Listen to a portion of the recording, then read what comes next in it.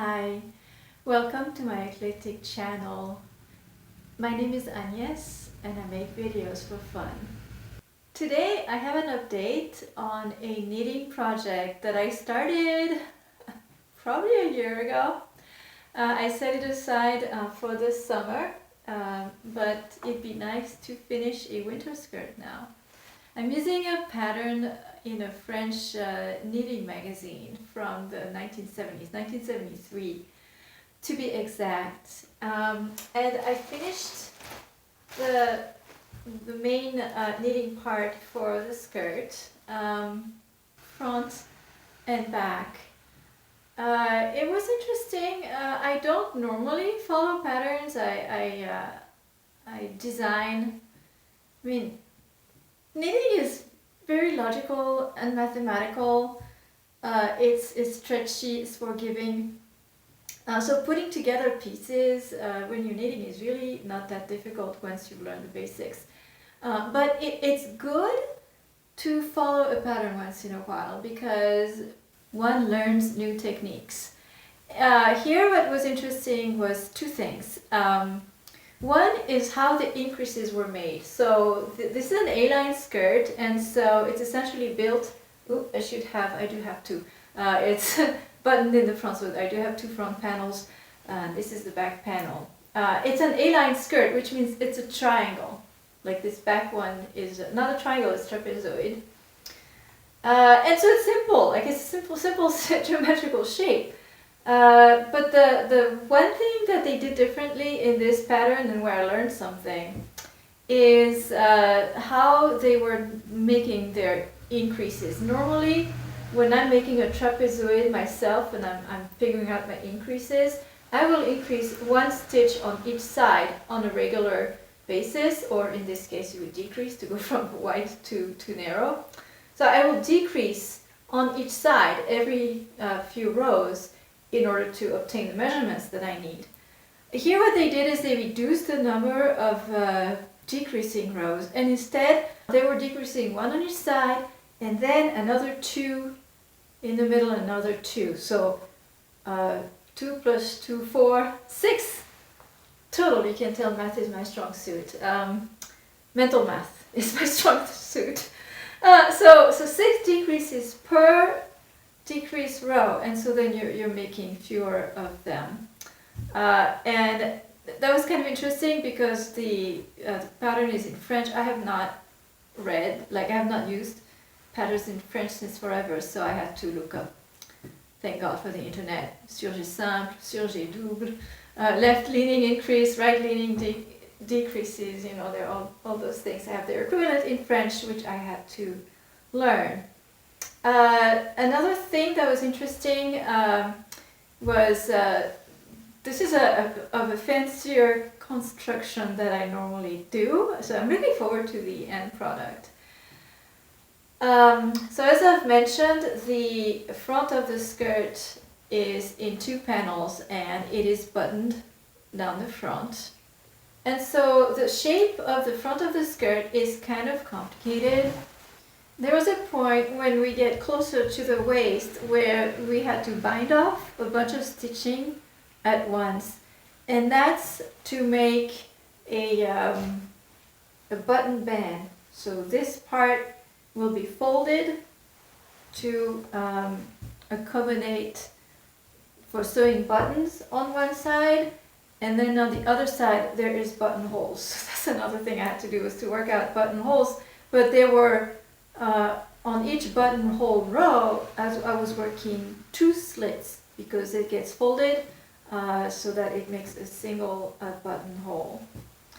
The other interesting part is the waist. That technique I've used before. We're making the waistband kind of twice the height you need, and then it's going to get folded over. And I've used that technique before in order to mark the part where we're folding the waistband. We work a row of reverse stitching.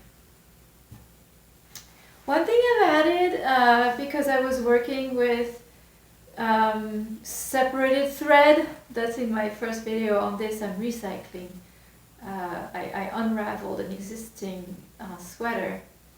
Not a sweater, it was a bathrobe type of thing. When you unravel a commercial garment, you get the thread that they use is not twisted together, so it's all separated, so it gives a lot of flexibility. So what I like to do when I'm working a waistband so that it's not thick, I use half the thread. So I did a single thread to work the height of the waistband so that when I fold it over, it will make a single, the thickness would be the same as the rest of the skirt. So the next step is to take what I've made, I'm going to block them, make them nice and flat, and then I have to go and assemble it.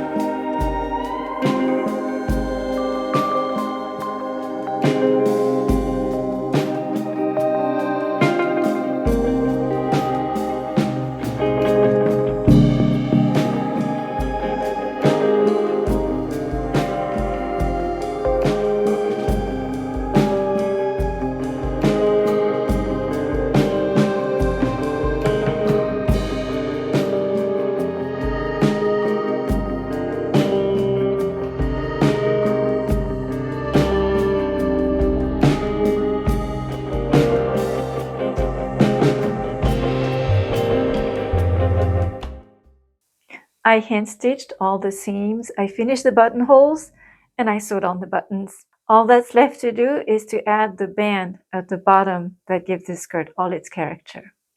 I have decided to only make the skirt out of the set that I showed in the first video. I could not find the heart to unravel this really soft and warm sweater, which means I only have enough clay yarn for one band. The original pattern calls for creating two bands, one for a shorter skirt and then a longer band for the long skirt. Since I'm only making one of the skirts, the longer one, I'm going to go ahead and cast the stitches directly at the bottom of the skirt. It took a few weeks and a couple movies, but the skirt is done. I did not have enough yarn to do the long skirt, so mine turned out to be more midi length, but I'm happy with it. And guys, it is so warm.